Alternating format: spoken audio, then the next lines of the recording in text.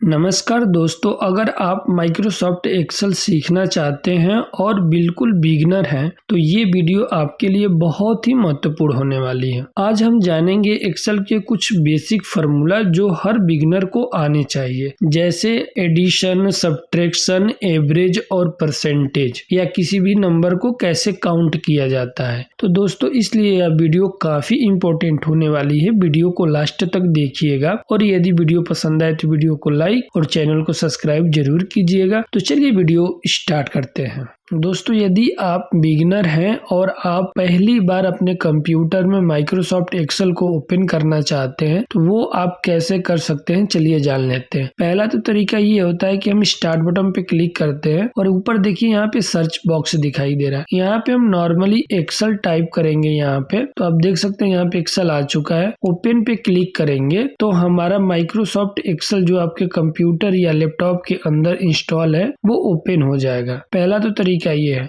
दूसरा तरीका ये है कि विंडो के साथ आप R बटन प्रेस करेंगे तो इस तरह का एक रन कमांड ओपन हो जाएगा और यहाँ पे देखिए सर्च बॉक्स दिखाई दे रहा है। इस सर्च बॉक्स में हम एक्सेल टाइप करेंगे और एक्सेल टाइप करने के बाद हम ओके पे क्लिक करेंगे तो देख सकते हैं एक्सेल यहाँ पे ओपन हो चुका है। हम न्यू पे क्लिक करेंगे और ब्लैंक वर्कबुक पे क्लिक करेंगे तो हमारा एक्सेल प्रॉपर तरीके से ओपन हो जाएगा। उसके बाद आप अपने अकॉर्डिंग इसमें डेटा को फिल कर सकते हैं। दोस्तों यहाँ पे आप देख सकते हैं कुछ स्टूडेंट का मैंने डेटा लिया है। इसी डेटा के आधार पे मैं सारे फार्मूलाओं के बारे में बताने वाला हूँ कि आप सबसे मिनिमम फार्मूला, जैसे किसी भी संख्या को जोड़ना, घटाना, गुणा करना, भाग करना या किसी भी नंबर का एवरेज निकालना या नंबर को काउंट करना, ये सारी चीजें हम इन्हीं डेटा के अकॉर्डिंग आपको बताने वाले हैं। जैसे दोस्तों अगर माइक्रोसॉफ्ट एक्सेल ओपन करते हैं, नॉर्मल मान लीजिए कि हमें इन दो संख्याओं को जोड़ना है तो यहाँ पे हम क्या करते हैं कि जिस भी सेल के अंदर हमें जोड़ना होता है उसको पहले सिलेक्ट करते हैं। जैसे हमने इस सेल के अंदर जोड़ना है इन सारे नंबर को तो सिलेक्ट कर लिया और सिलेक्ट करने के बाद एक्सेल के अंदर कोई भी फार्मूला जब हम अप्लाई करते हैं तो उससे पहले हम इक्वल टू बटन प्रेस करते हैं। जैसे मान लीजिए कि हमें इस सेल के अंदर ऐड करना है इन सारे नंबर को तो सबसे पहले यहाँ इक्वल टू प्रेस करेंगे। देखिए यहाँ पे इक्वल टू आ चुका है। उसके बाद हम एक्सेल के अंदर कोई भी फार्मूला को अप्लाई कर सकते हैं। यदि नॉर्मली हम इक्वल टू नहीं प्रेस करेंगे, जैसे मैंने इक्वल टू रिमूव कर दिया, मान लीजिए कि इन संख्या को हमें जोड़ना है तो सम फार्मूला लगाएंगे। तो नॉर्मली यहाँ पे सम लिखेंगे तो देखिए कोई फार्मूला नीचे शो नहीं कर रहा है, लेकिन यदि इक्वल टू प्रेस करके सम लिखेंगे तो आप देख सकते हैं एक्सेल के अंदर सम से रिलेटेड जितने फार्मूला हैं यहाँ पे शो करने लगा। इन फार्मूलाओं को एक्टिव करने के लिए हम टाइप बटन को प्रेस करते हैं तो ये फार्मूला एक्टिव हो जाता है। उसके बाद हमें जिस भी नंबर को ऐड करना है, मतलब जोड़ना है, उसको सिलेक्ट करना पड़ता है। जैसे हमने इसको सिलेक्ट कर लिया यहाँ तक और सिलेक्ट करने के बाद ब्रैकेट को क्लोज करके इंटर बटन प्रेस कर देंगे तो देख सकते हैं यहाँ से लेकर, जैसे हिंदी वाले कॉलम से लेके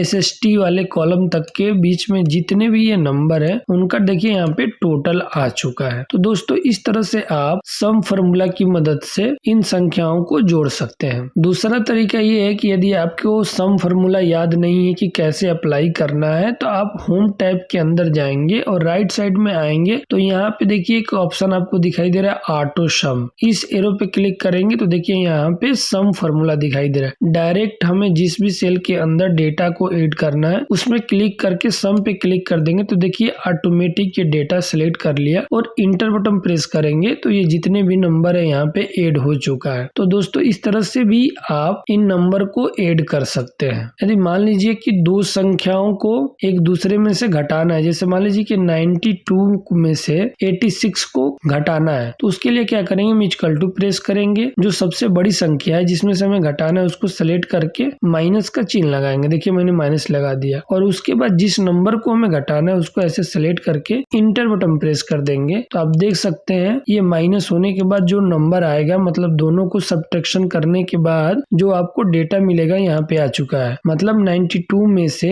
86 को माइनस करेंगे तो 6 बचेगा। उसी तरह यदि आप इन सारे नंबर को माइनस करना चाहते हैं तो इसी फार्मूला को सिर्फ एक बार अप्लाई करके एक सेल के अंदर सारे सेल के अंदर फिल कर सकते हैं। इसको फिल करने के लिए सबसे पहले क्या करेंगे कि इसी सेल के राइट साइड में यहाँ पे माउस लाएंगे तो देखिए प्लस का सिंबल सिंबल दिखाई दे रहा है, इसको पकड़ कैसे फिल डाउन कर देंगे तो ऑटोमेटिक जो पहले सेल का फॉर्मूला था सभी सेलों के अंदर अप्लाई हो जाएगा। जैसे देखिए यहाँ पे 58 है और यहाँ पे 75 है। यदि 58 में से 75 को घटाएंगे तो -17 बचेगा। देखिए यहाँ पे ये आ चुका है। तो दोस्तों इस तरह से आप एक दूसरे में से नंबर को माइनस कर सकते हैं। जैसे यहाँ पे देखिए डेटा दिया हुआ है, यदि 10 में से हमें 5 को माइनस करना है, 12 में से 4 को माइनस करना है, 14 में से 7 को माइनस करना है, तो नॉर्मली हम एक सेल को सेलेक्ट करके इक्वल टू बटन प्रेस करेंगे, फिर जिसमें से माइनस करना है उसको सेलेक्ट करके माइनस दबाएंगे और जिस नंबर को हमें माइनस करना है उसको सिलेक्ट करके इंटर कर देंगे। तो आप देख सकते हैं एक का तो आंसर आ चुका है। सारे नंबर को इसमें से इसमें माइनस करना है तो प्लस वाले सिंबल को पकड़ के ऐसे फिल डाउन कर देंगे तो देखिए इनका रिजल्ट ऑटोमेटिक आ चुका है। तो दोस्तों इस तरह से आप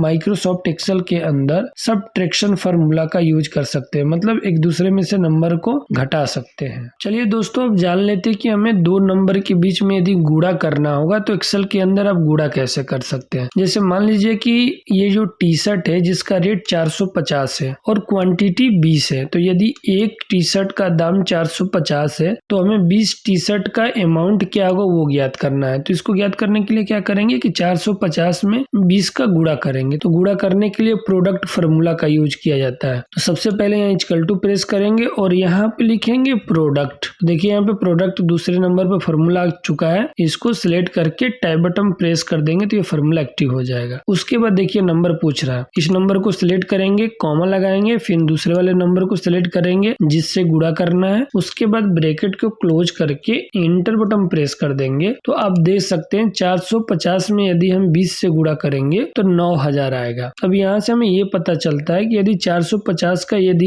एक टी शर्ट है, 20 क्वांटिटी है, मतलब 20 टी शर्ट का दाम क्या होगा 9000 होगा। इसी तरह हमें सारे प्रोडक्ट का टोटल अमाउंट निकालना है, मतलब एक दूसरे से गुणा करना है। तो इस पे क्लिक करेंगे, प्लस वाला सिंबल आएगा, इस तरह फार्मूला को सारे सेल में फिल कर देंगे तो ऑटोमेटिक टोटल अमाउंट आ जाएगा। तो दोस्तों इस तरह से आप एक्सेल के अंदर किन्हीं दो अंकों का गुणा कर सकते हैं। ये तो पहला तरीका है। और यदि आपको मान लीजिए कि फार्मूला नहीं याद है प्रोडक्ट का, तो नॉर्मली हम क्या करेंगे कि इक्वल टू बटन प्रेस करेंगे, जिस भी नंबर का गुणा करना है उसको सेलेक्ट करेंगे, उसके बाद यहाँ पे हम गुणा का चिन्ह लगाएंगे, फिर जिस भी नंबर से गुणा करना है उसको सिलेक्ट करके इंटर बटन प्रेस कर देंगे तो देखिए यहाँ पे सेम आंसर आ चुका है। सभी सेल के अंदर इसको फिल करना चाहते हैं तो सबको सिलेक्ट करके माउस को छोड़ देंगे तो ये ऑटोमेटिक फिल हो जाएगा। मतलब मेरा कहने का ये है कि यदि आपको प्रोडक्ट फार्मूला याद नहीं है तो डायरेक्ट आप इक्वल टू बटन प्रेस करके इन दोनों नंबर को गुणा कर सकते हैं। चलिए दोस्तों हम जान लेते हैं कि किसी भी नंबर को यदि काउंट करना हो तो वो हम कैसे कर सकते हैं। जैसे मान लीजिए कि इस तरह का डेटा आपके पास बहुत सारा दिया हुआ है और इन सारे नंबर को हमें काउंट करना है, मतलब जोड़ना नहीं है, सिर्फ काउंट करना है, तो वो आप कैसे कर सकते हैं। तो दोस्तों एक्सेल के अंदर हमें कोई भी नंबर को काउंट करना होता है तो सबसे पहले हम उस सेल को सिलेक्ट कर लेंगे जहाँ पे हमें काउंट करके दिखाना है। जैसे मान लीजिए कि हमें इस सेल के अंदर दिखाना है, सबसे पहले इक्वल टू प्रेस करेंगे और यहाँ पे काउंट फार्मूला लगाएंगे। तो देखिए काउंट से रिलेटेड बहुत सारे फार्मूला होते हैं एक्सेल के अंदर अलग अलग कंडीशन के लिए। तो यहाँ पे देखिए सारे फार्मूला आ चुका है, हमें सिर्फ काउंट करना है। तो काउंट वाला देखिए ऊपर सेलेक्ट है, टाइप बटन प्रेस कर देंगे तो ये फार्मूला एक्टिव हो जाएगा। उसके बाद जिस भी डेटा को काउंट करना हुआ है उसको ऐसे हम सेलेक्ट कर लेंगे। सेलेक्ट करने के बाद ब्रैकेट को क्लोज करके इंटर बटन प्रेस करेंगे तो देख सकते हैं ये काउंट करके बता दिया कि यहाँ से लेकर यहाँ तक जो नंबर है वो केवल 11 नंबर है। तो दोस्तों इस तरह से आप काउंट फार्मूला की मदद से नंबर को काउंट कर सकते हैं। यदि मैं इस कॉलम के अंदर कोई भी अल्फाबेट यहाँ पे टाइप कर दूंगा तो ये फार्मूला उसको काउंट नहीं करेगा। जैसे यहाँ पे देखिए 12 लिखा हुआ है, मतलब नॉर्मली ये जितना भी डेटा इसको काउंट किया तो 11 आया है। यदि हम 12 के जगह पे यहाँ पे Q लिख दें और बाहर क्लिक करेंगे तो आप देख सकते हैं इस वैल्यू को इसने काउंट नहीं किया है। देखिए यहाँ पे 10 आ चुका है। मतलब यदि आपके पास बहुत सारे डेटा है और उसमें से केवल नंबर को काउंट करना है तो उस कंडीशन पे आप काउंट फार्मूला लगाएंगे तो वो काउंट हो जाएगा। यदि आप उसमें कोई अल्फाबेट टाइप कर देते हैं, जैसे मैं AB यहाँ पे टाइप करता हूँ और बाहर क्लिक करूंगा तो देखिए यहाँ पे 9 आ चुका है। मतलब ये केवल नंबर को काउंट कर रहा है, ये जो अल्फाबेट लिखा हुआ है इसको ये काउंट नहीं कर रहा है। यदि मैं यहाँ पे कोई नंबर टाइप करूंगा तो देखिए 9 से ये 10 हो जाएगा। यहाँ भी कोई नंबर टाइप करूंगा तो ये 10 से 11 हो जाएगा। तो इस तरह से आप कितना हो भी बड़ा लार्ज डेटा हो उसमें से नंबर काउंट करना हो तो आप काउंट फार्मूला का यूज कर सकते हैं। अब चलिए दोस्तों हम जान लेते हैं कि किसी भी नंबर का हमें एवरेज निकालना है तो वो आप कैसे निकाल सकते हैं। जैसे देखिए यहाँ पे स्टूडेंट मार्कशीट है, तो मार्कशीट के अंदर आप देखे होंगे एवरेज भी निकालना पड़ता है और परसेंटेज भी निकालना पड़ता है। दोस्तों एवरेज निकालने का तरीका यही होता है, तो सबसे पहले इन सारे नंबर को जोड़ेंगे और जोड़ने के बाद जितने भी सब्जेक्ट हैं उससे भाग कर देंगे तो हमारा एवरेज निकल जाएगा। तो ऐसे आप मैनुअली कर सकते हैं। जैसे मान लीजिए इक्वल टू प्रेस किया मैंने, इसको जोड़ने के बाद 420 हो रहा है तो इसको हम सेलेक्ट कर लेंगे और डिवाइडेड बाय कितना है 1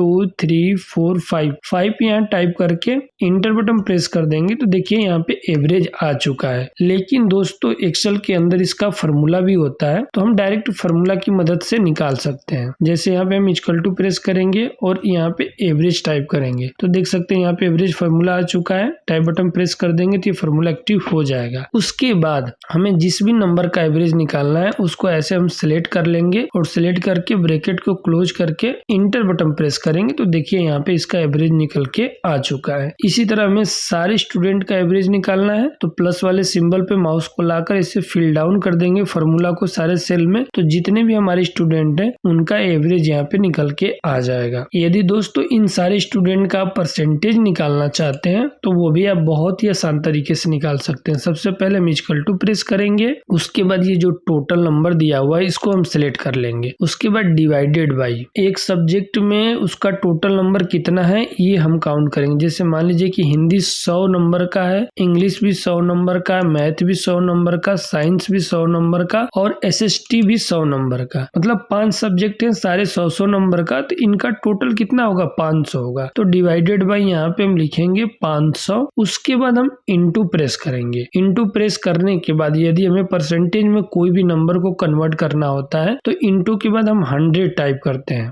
100 टाइप करके इंटर बटन प्रेस करेंगे तो आप देख सकते हैं नेहा का एवरेज और परसेंटेज सेम है। उसके बाद यदि हम सारे स्टूडेंट का निकालना चाहते हैं तो माउस को राइट साइड में लाएंगे, नीचे देखिए प्लस का सिंबल बन चुका है, इसको पकड़ के ऐसे हम फिल डाउन कर देंगे तो जितने भी हमारे स्टूडेंट हैं उनका यहाँ पे देखिए परसेंटेज निकल के आ चुका है। तो दोस्तों इस तरह से आप किसी भी स्टूडेंट का बहुत ही आसान तरीके से परसेंटेज निकाल सकते हैं। दोस्तों आशा करता हूँ कि हमारे द्वारा दी गई जानकारी आपको प्रॉपर तरीके से समझ में आ गई है, और यदि वीडियो पसंद आए तो वीडियो को लाइक और चैनल को सब्सक्राइब जरूर कीजिएगा। Thank you for watching this video.